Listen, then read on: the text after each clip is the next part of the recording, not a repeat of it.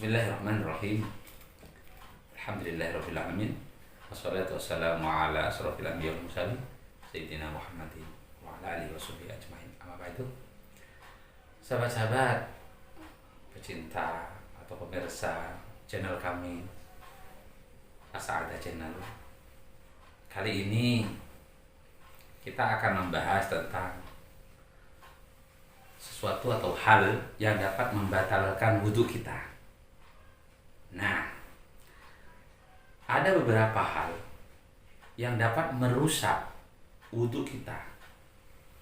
Di antaranya, yang pertama adalah keluarnya sesuatu dari kemaluan dan dubur.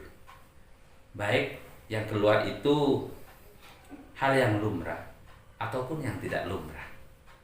Kalau hal yang lumrah sudah maklum bersama, seperti kencing dan berak.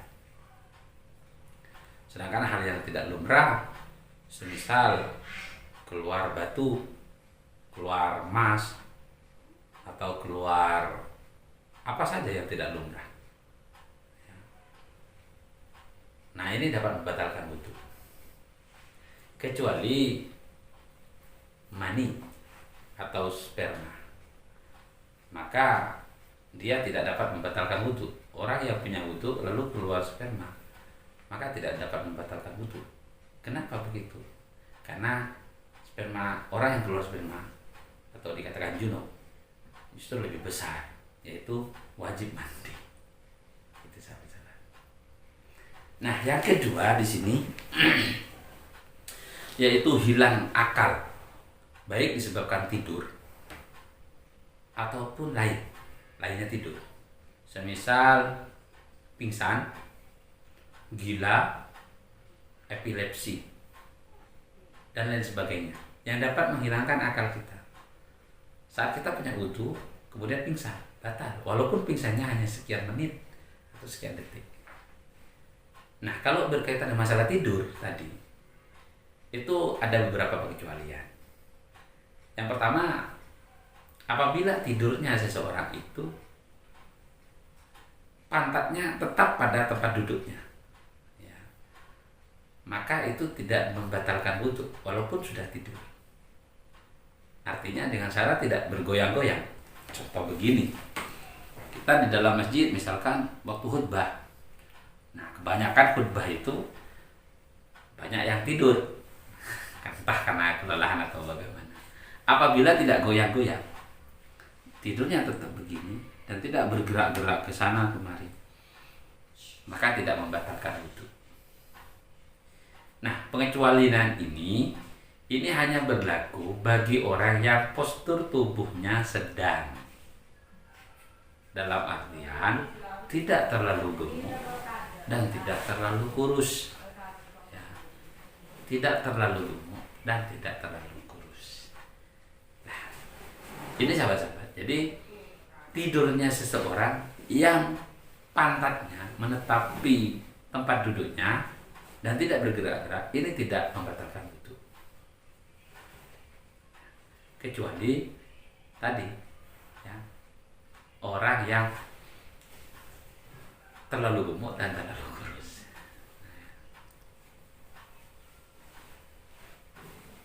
Nah, baik, yang di sini yang ketiga, ya, yaitu menyentuh kubul atau dubur anak Adam, manusia adalah kemaluan dan dubur, anus, ya, anus. Dubur itu adalah anus, ya, bulatan yang bundar anus itu apabila disentuh dengan telapak tangan bagian dalam. Nah, batasan telapak tangan bagian dalam kalau kita ingin tahu, ya, maka kita tempelkan keduanya ini. Nah, yang menyentuh ini, yang ada di dalam ini adalah bagian yang dapat membatalkan wudhu apabila disentuhkan pada kemaluan manusia, termasuk ruas garis-garis. Nah, ini. Nah, sekarang permasalahannya begini.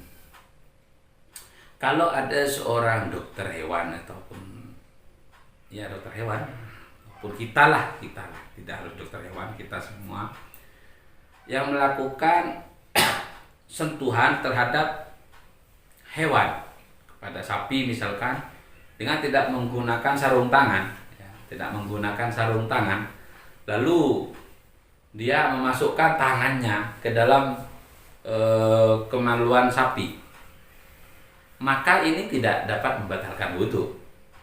Tidak dapat membatalkan wudhu, hanya saja najis, tetap harus dicuci. Kenapa begitu? Karena hewan bukan keturunan anak Adam atau bukan anak Adam.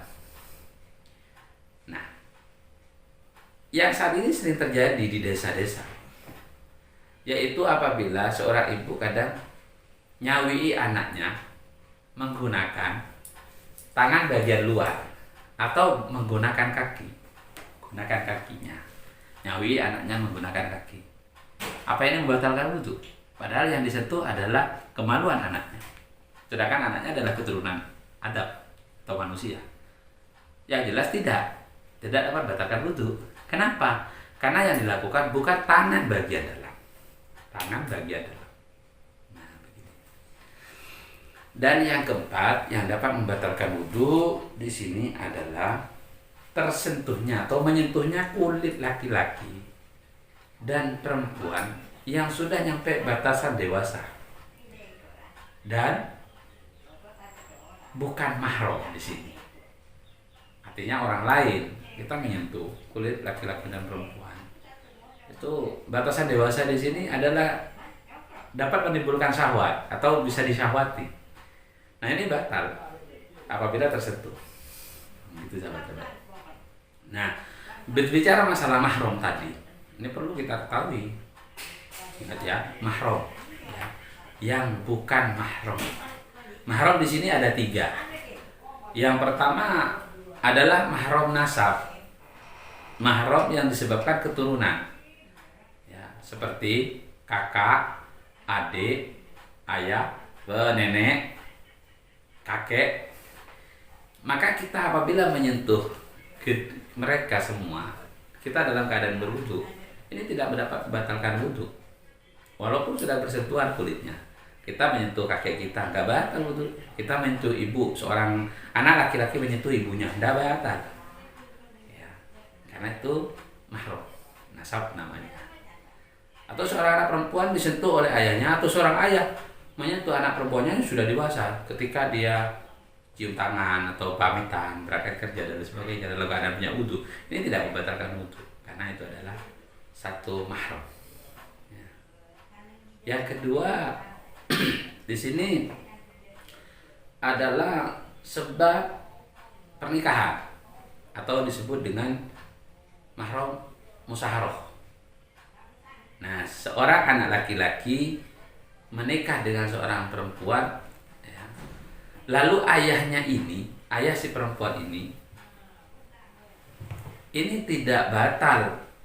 Ya, ayah seorang laki-laki tadi, ayah seorang suaminya menyentuh menantunya yang perempuan, ini tidak batal. Begitu pula ibunya yang perempuan, ya, ibu istrinya menyentuh menantunya yang laki-laki, ini tidak batal. Kenapa? Sebab pernikahan. Begitu juga saudara ibunya sekandung, saudara ayahnya sekandung, bahkan kakek dan neneknya, ini tidak membatalkan itu.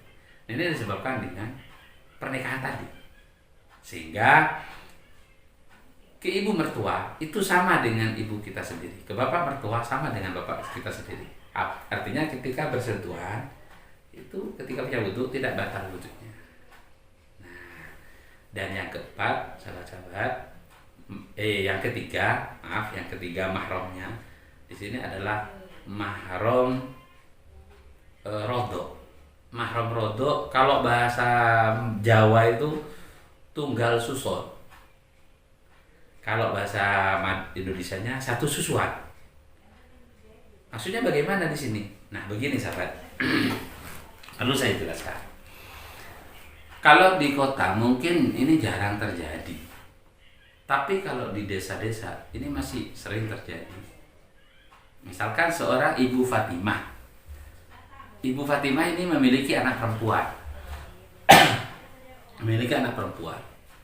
Nah, dia punya tetangga namanya Ibu Muslihah. Dia punya anak laki-laki. Nah, Ibu Fatimah kalau keluar dari rumahnya, anaknya kadang dititipkan sama Ibu Muslihah. Nah, lalu Ibu Muslihah netei karena sama-sama punya anak kecil, padahal bukan siapa-siapa, hanya tetangga. Nah, itu dilakukan sebanyak 5 kali dalam waktu yang terpisah. Misalkan hari ini, besok juga begitu, 3 hari lagi, 4 hari lagi, sampai 5 kali ini terjadi. Maka hubungan antara putra dari Ibu Muslihah atau anak dari Ibu Muslihah dengan Ibu Fatimah ini tidak batal wudu. Hubungan antara putri Ibu Muslihah dengan ayah atau suami Ibu Fatimah tadi ini tidak batal wudu. Jadi begini sahabat, dengan syarat 5 kali, sehingga hubungan antara anak keduanya, antara anak dari Ibu Muslihah dan Ibu Fatimah ini satu mahram nasab, satu mahram rodok namanya, tunggal susun atau satu susuan. Lah tentunya kalau memang satu mahram, maka ini haram untuk dinikahkan walaupun sama-sama cinta, karena dasar bukan saudara, bukan apa-apa, karena tetangga. Tapi pernah netei, si Ibu Fatimah netei anaknya Ibu Muslihah, atau sebaliknya Ibu Muslihah netei anaknya Ibu Fatimah dengan syarat 5 kali dalam waktu yang terpisah, maka ini akan menjadi mahram rodok. Mahram rodok artinya tidak batal, bersentuhannya itu tidak batal. Maka ini perlu hati-hati. Saat ini perlu hati-hati. Dikhawatirkan pada suatu saat si anak Ibu Fatimah ini mencintai anaknya Ibu Muslihah, dan dia tidak tahu kalau dulunya pernah satu susuan atau tunggal susun, lalu dinikahkan, maka tidak sah pernikahannya. Kenapa? Karena satu susuan, dia satu saudara, satu mahram namanya. Nah, banyak hal-hal yang terjadi di kalangan masyarakat yang perlu paham mereka itu tentang mahram gitu, agar kita tidak ceroboh. Ya, kita mau sholat kemudian salaman sama, atau setelah sholat salaman sama ibu mertua kita, lalu kita menganggapnya itu batal, padahal tidak. Atau sama bibi, saudaranya ibu, kalau salaman kita tidak batal. Selaku menantu salaman sama ibu mertua, sama bibi mertua, ya sama bibi istilahnya, itu tidak batal. Kalau orang Madura bilang mertua ereng, mertua ereng itu tidak membatalkan wudunya. Sama-sama tidak batal, antara si ibu dan anak menantu tidak batal, karena ikatan mahram musyaharah. Ini perlu sahabat-sahabat tahu, saudara-saudara tahu. Nah, ini barangkali sahabat yang perlu kita ketahui untuk saat ini.